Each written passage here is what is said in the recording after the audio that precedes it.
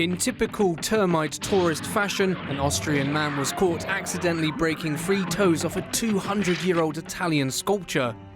An unnamed 50-year-old man from Austria has confessed to accidentally breaking a 19th-century plaster sculpture by sprawling over it to have his picture taken. The 200-year-old model was sculpted by artist Antonio Canova and is on display in Possagno, Italy. Canova was a celebrated sculptor who lived from 1757 to 1822 and was renowned for his marble statues.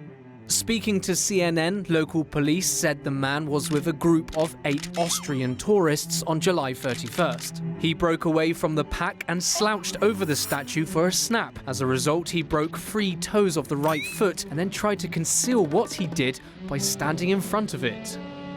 According to investigators, there could be further damage to the base of the sculpture that the museum experts still have to ascertain. The man was reportedly identified through personal contact details left at the museum as part of new requirements for tracking visitors amid the coronavirus. When the police contacted a woman who signed on behalf of herself and her husband, she burst into tears, admitting that her husband was, in fact, the toe breaker. The man was described as being upset and repentant for the stupid move. A court in Treviso is currently deciding whether to press charges. Then again, what goes around comes around.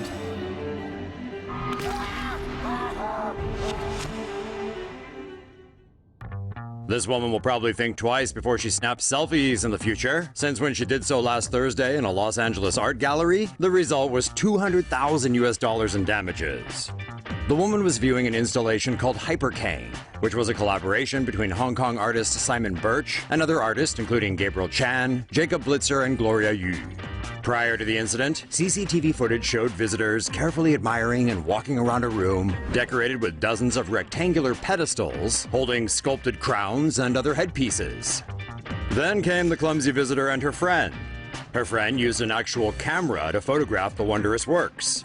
Meanwhile, the clumsy one decided to squat down and snap her selfie, which led to her falling backward into one of the displays, turning the entire exhibition into a game of dominoes. Yikes! After wrecking much of the exhibition, the bumbling visitor actually remained calm and even put one headpiece back onto its pedestal. According to the exhibition's marketing team, 3 of the sculptures were permanently damaged and others to varying degrees. Factoring in the artist's work time, potential art sales lost, and the repair costs, the estimated damage came out to a total bill of $200,000. Some had speculated the incident was a stunt, but the exhibition confirmed to Fox News that the accident was real and explained it would be irrational for the artists to damage their own work in the hopes of gaining more fame. The art show is already back on display, with one change. Visitors can no longer walk between the rows of art pieces, though photography is still encouraged. Texas' selfie statue is both controversial and ridiculously meta. In this day and age of smartphones, selfie sticks, and vanity, a statue depicting 2 teens mid-selfie is perhaps the most relevant installation for this generation. Some people are only too happy to pose with the statue and basically celebrate the selfie by bringing on the meta. All the meta. Never mind that aliens and archaeologists from the future will think that this is what we're all about, because, well, it kinda is. As expected, not everyone was thrilled, calling it a monument to narcissism and a waste of taxpayers' money. Not to be put down, city administrators fired back that the statue was donated by a resident.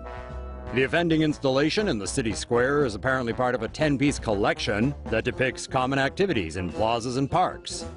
If it's any consolation to the angry Sugarland residents, it's really not unique to the city. The Turks, the Taiwanese, and probably the rest of the world are in on the trend too. Driver risks it all in order to film selfie with his beloved dog. But I guess you have to admit, these are some pretty awesome captures. You can carry the selfie drone in your purse. A UK company has launched a selfie drone called the Air Selfie, which is so small it can fit inside a smartphone case. The Air Selfie is stored inside an integrated cover that also fits inside a smartphone. The drone is controlled by an app and can fly up to 20 meters high. Autonomous hovering would take over after reaching a designated height. Users must then use the app to take pictures or videos. The drone is recharged when it is placed back inside the case. The project is being supported by a Kickstarter campaign that has already amassed over €500,000 in pledges. Death threats over a selfie? The Miss Universe pageant contestant from Iraq has been getting death threats in her homeland after posting a selfie with Miss Israel on Instagram. As Iraq's first contestant in 45 years, 27-year-old Sarah Aydin was very popular, but that soon changed after she took a selfie with Miss Israel, Adara Gandelsman. Aydin and Gandelsman took a photo together with the caption, "Peace and love for Miss Iraq and Miss Israel." Although the image has received over 8,000 likes, Aydin was bombarded with hateful comments. But why? Israel and Iraq don't have formal diplomatic relations. The selfie, plus controversy over her choice to compete in a bikini for the Miss Universe swimsuit round, led to Aydin receiving death threats. Things went from bad to worse for Miss Iraq as death threats were also sent to her family who were in Iraq, forcing them to later flee to the U.S. The Miss Iraq organization also asked Aydin to remove the picture or they will remove her Miss Iraq title. Refusing to remove the selfie, Aydin posted a follow-up on Instagram in Arabic, saying the selfie doesn't mean she agrees with Israel's policies, while adding that she apologized to those who thought it was harmful to the Palestinian cause. Ms. Israel appeared on Israeli television last week and defended Aydin by saying she did it so that people can understand that it's possible to live together. Another benefit of selfies. Researchers at the University of Washington have developed a smartphone app that is able to detect the early signs of pancreatic cancer by analyzing user selfies. Bilirubin is a biopigment produced when the liver breaks down old red blood cells. One of the symptoms of pancreatic cancer is jaundice, caused by an accumulation of bilirubin in the body. The Billy Screen app is used in conjunction with a 3D printed box that controls light exposure in the eye. The app can also be paired with paper glasses that helps calibrate color. After the user has taken a selfie, the app's computer vision algorithms and machine learning tools can spot even the slightest increase in bilirubin levels in the sclera of the eye. The app is designed to help people get early treatment if needed. However, the results are not as definitive as a blood test. Selfie fever sparks huge rise in lip surgery. A record number of lip surgeries were carried out in the U.S. last year as we all went selfie crazy. According to the American Society of Plastic Surgeons, more than 27,000 lip augmentations were performed in 2015. The Society puts a 48% increase in lip surgery since 2000 down to the emergence of social media and the selfie. Fuller, more youthful or sensuous lips can be produced with surgical implants or the injection of a filler material. Using an injectable dermal filler is the most common method of lip augmentation these days. One of the most popular fillers is a substance called hyaluronic acid, which occurs naturally in the human body. When our skin ages and loses its youthful moisture, wrinkles begin to form. However, hyaluronic acid retains moisture in the skin and can be used to shape, structure, and add volume to lips. But the anti-aging effects of hyaluronic acid are only temporary. So after about 6 months or so, you'll need more injections to keep those perfect selfie lips puckered up. More famous tourist sites and museums ban selfie sticks. Selfie sticks are the narcissist's favorite weapon of choice.